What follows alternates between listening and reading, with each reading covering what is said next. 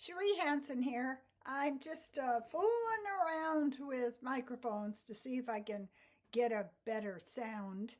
Experimenting. I hope you forgive me if it's not working out. Because, the quicker you get to failure, the faster you grow, I always say. No, I don't always say that. Anyway, today I had a very pleasant day. I just cleaned and mopped the floors and swept and went out in the yard and tidied it up and pruned and chatted with my neighbors for a little bit. And I was thinking about the idea of walking the line. There's a whole dynamic in living that fascinates me. If you set out in the morning to have goals, a list, and things that need to be done, the word need is an interesting one. Unless it's paying your income tax on time, or you have to get to the bank for some financial reason, nothing really needs to be done. You can drift. You can explore the day. You can set out as if you were the early voyagers in the canoes, floating on the unmapped rivers. So I went out and sat on the deck for a while and I looked around and I thought to myself, if I were in another mind, if I were of another mind, I would say to myself, this is a park. I get to sit in this park. The spreading out of the green, the garden beds, the 20 or 30 squash blossoms that are just exploding in the beautiful yellow, the tree bending and swaying in the wind, the temperature not punishing today, it's staying demure enough, under 38, which is what we ask for. Please, please. And that concept keeps coming back to me over and over again. If I looked at this situation with a different attitude, with different eyes, with different expectations, how would it look? If I had had to walk and take a bus and transfer from a train and go up a hill to get to my backyard, would I be more enthusiastic about the spread of the green and the plants growing and the rose bushes coming back into bloom again? Or would I have the tranquilized condition of just accepting what is there? The dullness that comes from repetition, the dullness that comes from boredom. And that's the interesting thing for me. I am finding that I'm living a very calm life now. It's very calm. I had an adventure yesterday for a while when I took a guest out to Fairhaven and it was like some kind of end of the world storm that just suddenly showed up. But then I came home and everything got calm again.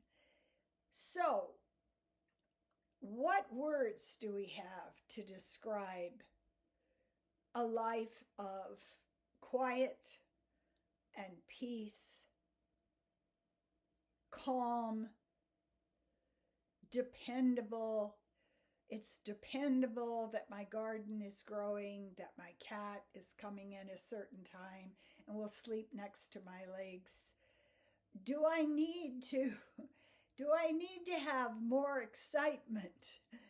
And the question is really conditioned by the culture. It's conditioned by the culture because living on the side of a mountain with 5 goats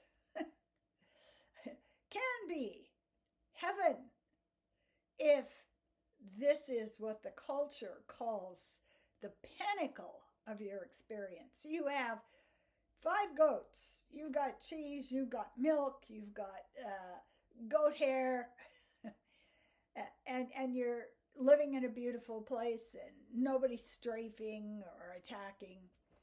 And so is it acceptable to just be content and not be rushing and grabbing? Now, the next question is, if you treasure being content, then what you can do is you can look for and recognize when you are content. I can be walking down next to the lake and the wind is coming up and I'm looking at the water and I will hear the words in my head, "Isn't this beautiful? Aren't I lucky? I am so content. I have a happy life." And that's not something that I would have done 20 years ago because I was always looking for something more, something bigger, something more challenging, something more exciting.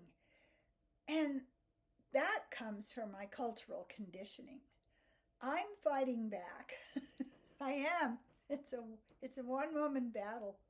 I am fighting back and reconditioning myself to recognize when these blossoming moments come.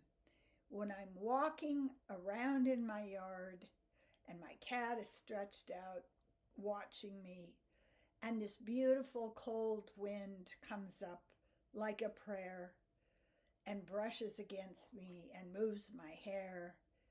And I think to myself, this is so beautiful. And I don't think I would have even noticed that when I was 20 or 30 or 40.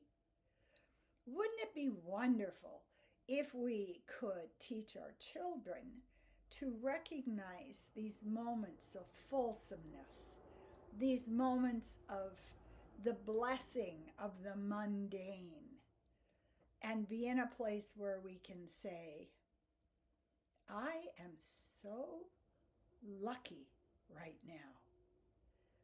That's the thought I have for today. I want to thank everyone who is subscribing. If you haven't subscribed yet, please do. And I want to thank people who are giving me a thumbs up. So very kind of you. So very rewarding to see that happening. Share any of my videos that you think can help somebody else. We're in a time that is so confused and chaotic that we have permission to color it in any way we want to. We can color it in with black and then drip water over it so it's running, or we can color it in with subtle shadings, or we can put bright colors. There is no overriding reality that we're all floating our boats in right now.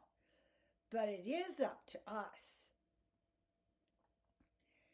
to name the beautiful moments that we have and to be grateful for them so we can teach ourselves not to be addicted to the drama, trauma, striving, losing, victimized state that so many are caught in right now. Just refuse to follow the Pied Piper down to the river to be drowned. Beautiful music, but don't follow somebody else's music. Make your own. If you'd like a psychic reading, if you would like a life coaching session, I would be happy to help you. I have learned so much in my life. I have studied, I have read, I have followed teachers. I have a lot of behavioral fixes that can make your life calmer. And I say, as I always do, thank you for taking the time to watch my videos. I appreciate you.